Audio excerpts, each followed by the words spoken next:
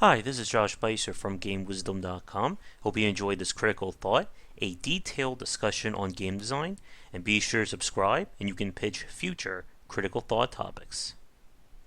Alright, I got a good Critical Thought for you today. Over the past week, in terms of real time, I had a really great podcast where we talked about immersive sims and the concept of emergent gameplay. And when I was thinking about it more, I came up with this idea of a basic philosophy that is kind of at the foundation when we talk about emergent game design. For those of you who missed the previous Critical Thought, emergent gameplay or emergent game design is the philosophy that you can give the player different mechanics or systems in a game, and they will be able to use them to create new dynamics or new ways of playing that the designer either didn't know about or wanted to leave them on with. And it's a very high level or even masterclass form of game design. When we're talking about emergent gameplay, this is where we talk about with games with almost that quote-unquote infinite replayability, as the player figures out new ways of doing things and creating things that no one thought possible. And when it comes to emergent game design, very few games in the grand scheme of things make use of it. And it's a topic that we will probably be coming back to time and time again. But what I wanted to focus on is the idea of treating mechanics as tools versus keys, and how this relates to emergent game design. Now, using these two terms, tools and keys, it refers to how you can treat a mechanic or how its applications or how it's being applied to the world. And here's a very simple example of this. A tool in a simple sense would be a hammer. We all know what a hammer does. It has a very specific purpose. You apply force with it. Again, not the most complicated thing, but it has a wide variety of applications. You give yourself some nails and a piece of wood, you can make a little wooden structure. You can break something. If you're a blacksmith, you can hammer iron or metal into a variety of shapes and patterns. The idea is that the hammer by itself doesn't do much, but it has such a wide variety of applications that it can be used in a variety of situations. A key, on the other hand, is very simple. It has one very specific purpose, unlocking and locking a door, but that's it. The key to my front door doesn't open your front door, the bank's front door, pick a door in the world, it doesn't do it. Keys are designed around one specific purpose with no other application. And that is the key point about what it takes to make emergent game design. Emergent game design is about giving the player tools. These tools by themselves don't do much of anything, but it's how you apply them and what they can do together that creates this kind of emergent gameplay, or letting the player create and design things that you never thought were possible. And when it comes to this, like I said, when you're thinking about this in terms of game design, tools have very specific purposes. You're defining something very much explicitly around one or two actual functions of what it does. But the application is where it's very wide. And here's another example of this. Water. If we just take water by itself, a lake, a pond, a puddle, and take everything else out of the equation, what does water do? Not much. But water has utility to it. If we heat it up, it becomes steam. We can use water to clean with, to drink to live, to freeze in ice cubes. We can run a river of water into a mill and power it. We can use water power, steam power, anything along those lines. And that is why water is considered a tool. And when it comes to game design, most games that fall into the emergent gameplay category are those that are built as open-ended. Games like Minecraft, Factorio, Infinifactory, and so on.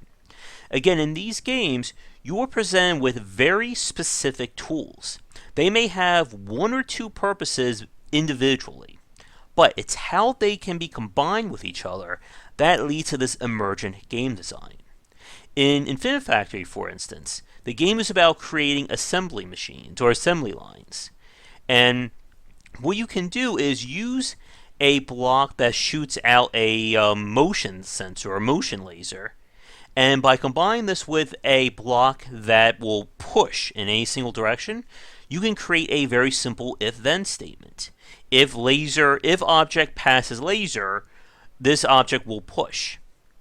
Again, the game doesn't tell you explicitly to do that, but it gives you the tools and hopes that you can figure this out. And that's another part of emergent game design. Some cases the designer wants you to do this. They've already thought of this. But it's about guiding you to it without explicitly telling you, place object here, use item here, and it will do this. And that's where keys come in. Many games, especially in the AAA market, try to say that they're about exploring a wide world or you're doing a whole lot, but they're really just designed around a series of keys. The Tomb Raider reboots, the more I think about it, the more I hate to say I think they are very much overrated, are very much about keys. When you get your explosive arrow, for instance, and I think either game, you can only use it at specific points to break open certain walls. And that always bothered me. It's kind of like you have a rusty grate or something that you would use the rope arrow to pull to get it off. Why couldn't I just use an explosive arrow to blow it up? Because the game wasn't designed along those lines. And that is where this difference between a key and a tool comes in. I have another example that I want to share with you. Let's imagine we're playing a fantasy game. Again, magic and the like. And I have a fireball spell. Abracadabra, I shoot a fireball out and all that. Now, if this game was built around tools, I could use fire for any number of purposes. I could cook food with it. I could, again, create steam. If I wanted to knock down a tree on my enemy, I could shoot a base of a tree, have it, get caught on fire, fall on the guy. I could break down wooden doors. These are all various applications of fire, which again has a very simple purpose. It burns. Now, if this was set up as a key, then it could be something like, I could be in a village made of all wooden structures, and my fire spell doesn't do a damn thing.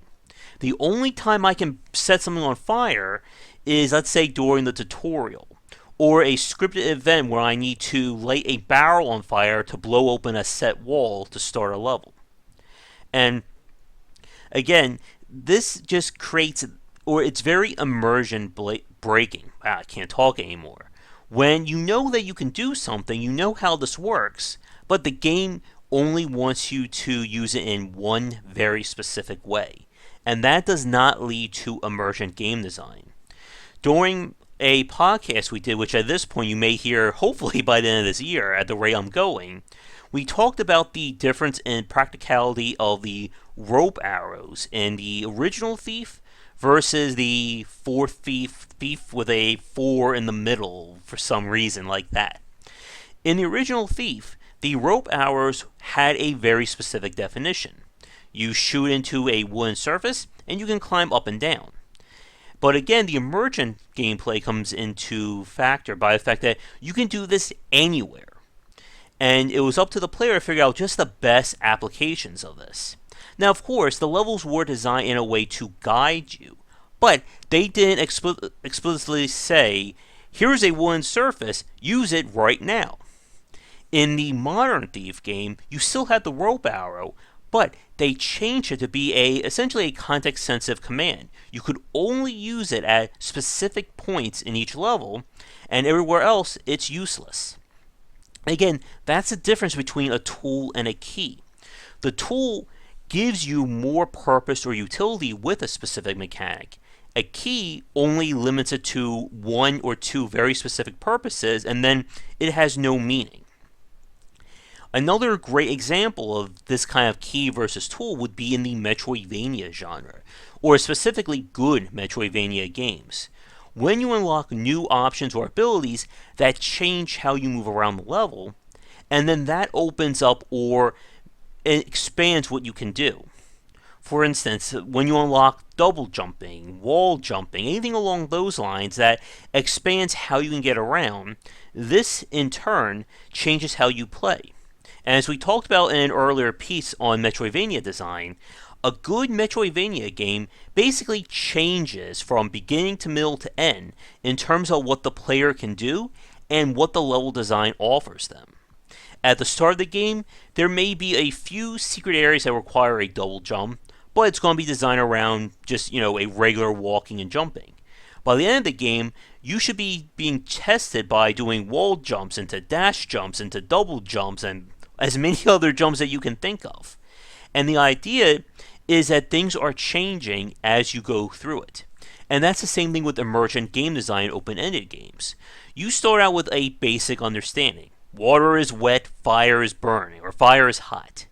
And then as you play and you start putting two and two together, you start creating things with these very straightforward applications, and in response, you're essentially creating new forms of mechanics or new forms of playing this game. And again, when it comes to emergent game design, you're not supposed to explicitly tell the player this. You can lead them along by saying, first you unlock water, then you unlock fire, then you unlock cookware, and then the player kind of puts, 1, 2, 3 together and goes from there. But again, emergent game design requires an advanced form of thinking.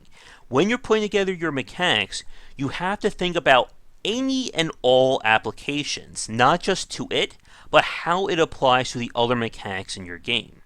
And because of that, like I said, this is not something easy. You're not just going to stumble upon making your game emergent. And for those of you watching, besides stuff like Minecraft, Kerbal Space Program, and the ones we've mentioned, can you think of any other really good examples of emergent game design? Whether it's in an open-ended world or in a more of a linear affair that still gives you unique options or ways to get around. But with that said, we're going to wrap it up for today's Critical Thought. Thank you so much for watching. If you enjoyed it, be sure to like and subscribe. Let me know if you have any other future Critical Thoughts. And be sure to tune in daily for more great discussions on game design here and on GameWisdom.com. So until next time, have a great night. Thank you so much for watching this video. If you enjoyed it, be sure to like and subscribe to the channel, and of course share with your friends. It always helps out. For daily posts on all manner of game design and industry topics, check out game-wisdom.com. To support the site and everything that I do, be sure to check out the Patreon campaign. If we can hit goals, it will mean more content for everyone to enjoy, and I'll be able to support myself and my household. If you want to follow me, you can find me on Twitter at GW for updates throughout the day and random thoughts from me. And lastly, you can find me on Twitch right over there at GW for daily streams most nights around 10 Eastern. Thanks again for watching the video, and be sure to check out more great content coming to the Game Wisdom channel real soon.